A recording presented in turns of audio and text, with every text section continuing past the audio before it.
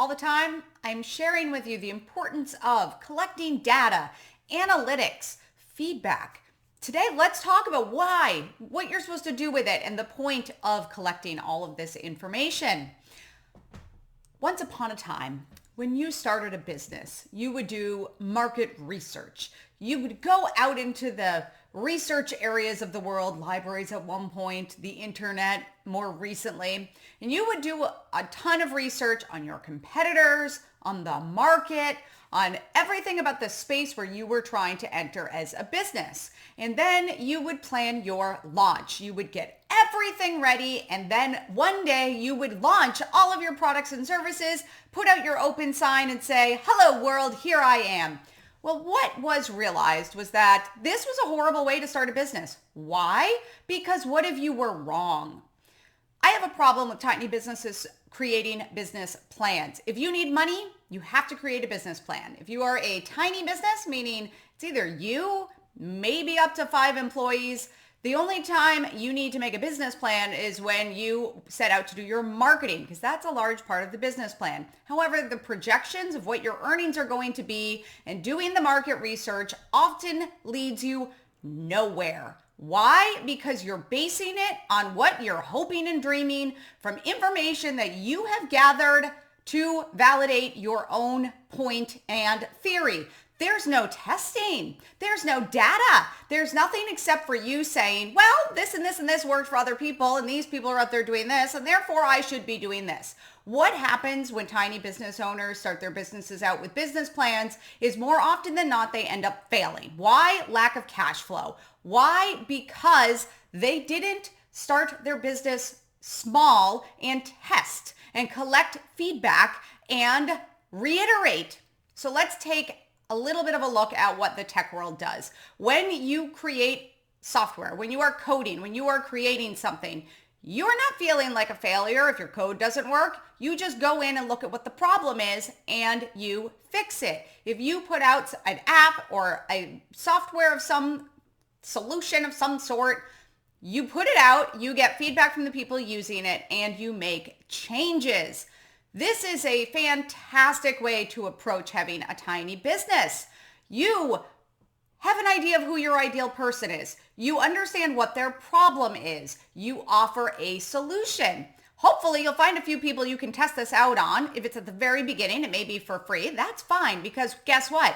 Almost zero overhead. Even if it's a product, you start with a very small amount. You test. It's really the whole premise of Kickstarter. You're testing the market before you actually launch. It is a much smarter strategy to starting a business.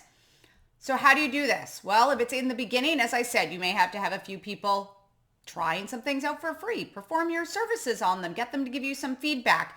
Then you may have to go back to the drawing board if it's not exactly the solution that you hoped it was for the problem that they were presenting. Maybe you're realizing that you want to approach the problem differently. Maybe you're realizing it's not so much of a problem. Maybe you're realizing nobody will pay you to solve that problem. These things all may come up. Wouldn't you rather know that from the beginning before you invest all of the time and money in a launch?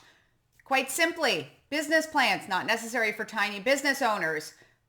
Doing market research.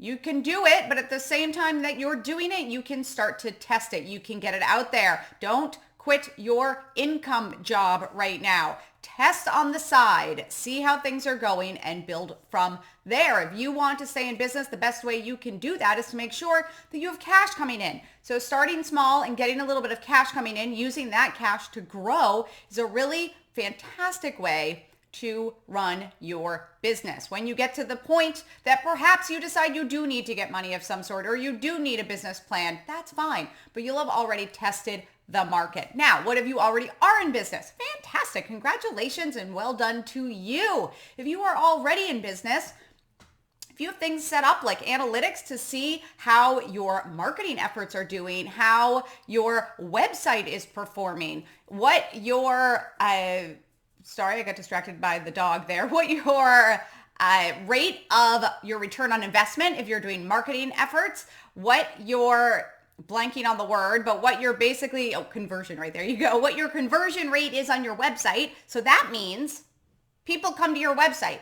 How many people have to come to your website to make one sale? So that's your conversion rate. But these are really important things to start tracking. It makes you know if you are wasting money, if you are in the right direction. And most of all, getting actual feedback from people, getting your products and services into people's hand. Ideally, not your friends and family who are going to be really nice, but the people whose problem you're trying to solve, especially if you can get them to pay you money for it. That's a great way to be testing it, because if they paid money for it, they believe in that product or service, they do feel that is a solution, and then get feedback from them. It is as simple as having a conversation saying, hey, how do you like this thing that I have? Did it solve your problem? I will say that I find the most value, even when I do things like speak, come from talking to people afterwards, saying, did I give you too much information at once? It's definitely a downside of mine. Did I talk too much? Did I overwhelm? And then say, did I solve your problem that you felt that you were coming to that talk to have your problem solved? Because I want to make sure that I am always collecting feedback and using that to tweak, to maybe get rid of a product, to maybe add more like it. And when I say product, it also means services. It all is one and the same. Before you sit down to write a business plan, if you are launching a business, first get out there and see if people are really wanting that solution you are offering to their problem, and then get feedback from them. That is the best way that you can go forward. And if you're already in business, make sure that you are working that into your current strategy so that you are always bettering your offerings and your business. Thank you so much for joining me this week for another Tuesday Business Tip. My name is Sierra Bailey with Doers, Shakers, Makers. And if you enjoyed today, tell a friend. Say, hey, are you a tiny business owner? If so, you should follow Sierra Bailey. Have a wonderful week.